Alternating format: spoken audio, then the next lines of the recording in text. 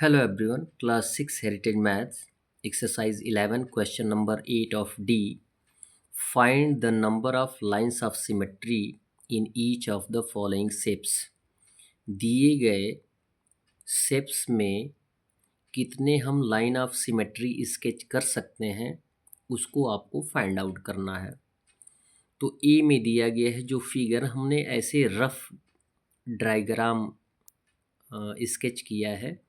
जबकि आप किसी भी डायग्राम को बनाने का प्रयास करेंगे तो आपके पास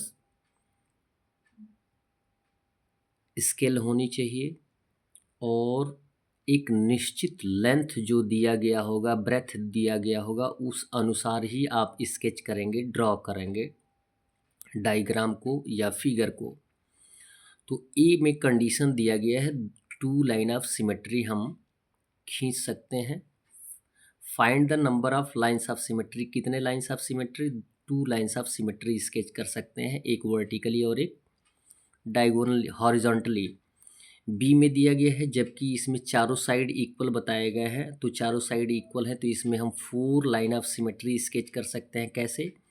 एक तो वर्टिकली लाइन ऑफ सिमेट्री आएगा, एक वर्टिकली लाइन ऑफ सिमेट्री, एक हॉरिजॉन्टली लाइन ऑफ सिमेट्री, एक हॉरिजॉन्टली लाइन ऑफ सिमेट्री और एक जो है एक क्यों 2 डायगोनली आ जाएगा। 2 क्या आ जाएगा? डायगोनली लाइन ऑफ सिमेट्री आ जाएगी।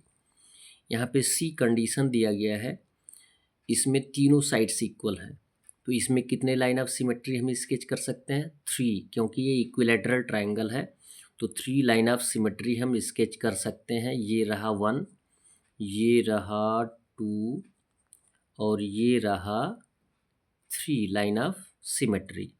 क्लियर है?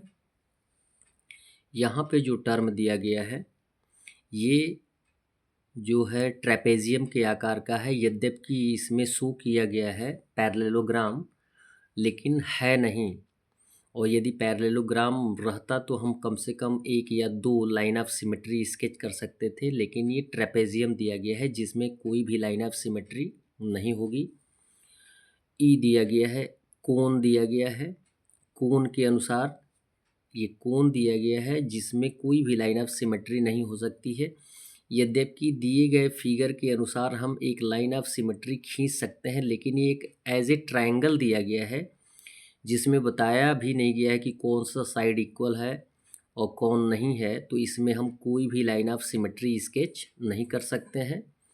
और उसके बाद दिया गया है सर्कल। सर्कल का एक सेंटर होता है और यदि किसी भी सर्कल का एक सेंटर हमारे पास होता है तो हम उस सर्कल में infinite line of symmetry sketch कर सकते हैं, चाहे जहाँ से भी आप स्केच कर लें, infinite Anant line of symmetry sketch कर सकते हैं।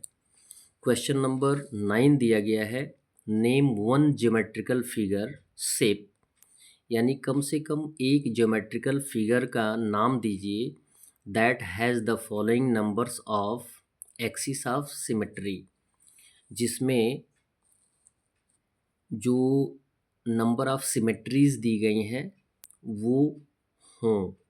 तो फर्स्ट दिया गया है ए, कोई भी लाइन ऑफ सिमेट्री नहीं होगी, एक्सिस ऑफ सिमेट्री नहीं होगी, तो वो किस में आता है? रोम्बस में आता है।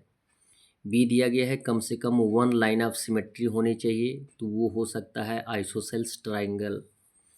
सी कंडीशन दिया गया है कि कम से कम 2 एक्सिस ऑफ सिमेट्री हो सकती हैं, लाइन ऑफ सिमेट्री हो सकती हैं, तो हम खींच सकते हैं रेक्टेंगल में। फिर कंडीशन दिया गया है कि 3 लाइन्स ऑफ सिमेट्री हम खींच सकते हैं, तो इक्विलैटरल ट्रायंगल में खींच सकते हैं।